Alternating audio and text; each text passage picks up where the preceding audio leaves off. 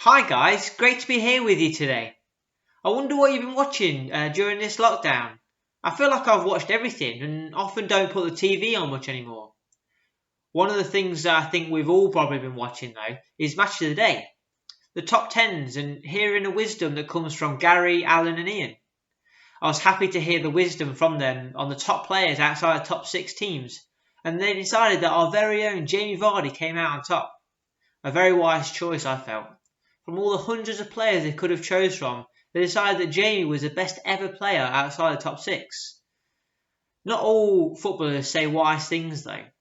I remember hearing earlier on in the season an old Man U player saying that there wouldn't even be a Leicester player that would get in the Man U team. I know, I couldn't believe what I was hearing either. I'm not sure he had watched any men's football this season. There was not quite a wise thing to say at all, but actually the opposite thing probably should have been said. Whether any Man U player would even get on the Leicester bench. Now that would have been a wise thing to say. When I think about wisdom, I think of owls, and no, not ordinary wizarding levels, but the birds. They're renowned for being wise, although I'm not sure how true that is. Maybe it's something to do with their big eyes, or because they sit patiently in the trees, scanning the surroundings. There's also a guy in the Bible who was renowned for being wise. His name was Solomon. He was King David's son, and after King David died, Solomon became king. God said to Solomon from 1 Kings 3 verse 5, "Ask for anything you want and I will give it to you." Solomon could have asked for anything. He could have asked for riches, for power. He could have even asked for more wishes. But instead, Solomon asked God for godly wisdom to help him rule and live his life.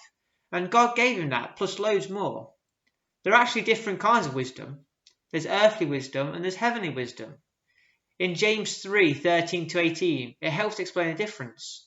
It says, "Who is wise and understanding among you? Let them show it by their good life, by deeds done in humility that come from wisdom. But if you harbour bitter envy and selfish ambition in your hearts, do not boast about it or deny the truth. Such wisdom does not come from heaven, but is earthly, unspiritual, and demonic. From where you have envy and selfish ambition, there you'll find disorder and every evil practice. But the wisdom that comes from heaven is first of all pure, then peace-loving, considerate, submissive, full of mercy and good fruit, impartial and sincere.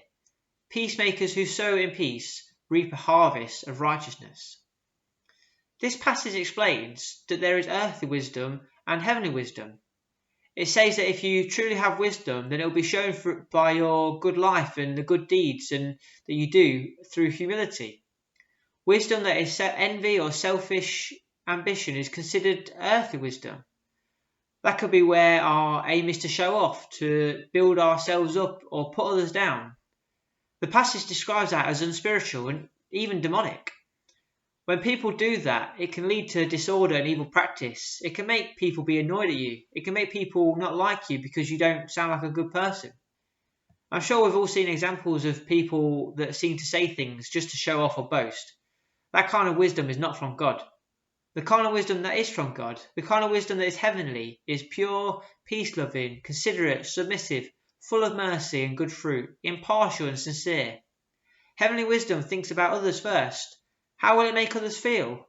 Whether it is what others need to hear right at this moment, or whether what you're about to say is for their benefit, or is it just for your own benefit? Heavenly wisdom is what we should all strive for. Looking back to Solomon, he had heavenly wisdom, and the way that he got it is because he asked God for it. He asked God for wisdom to help him govern his people and to know between right and wrong.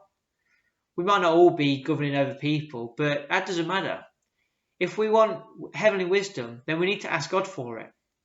So that the things that we say aren't about boasting or building ourselves up, but about helping others and being more like God in the things we say, so that we can all reap a harvest of righteousness.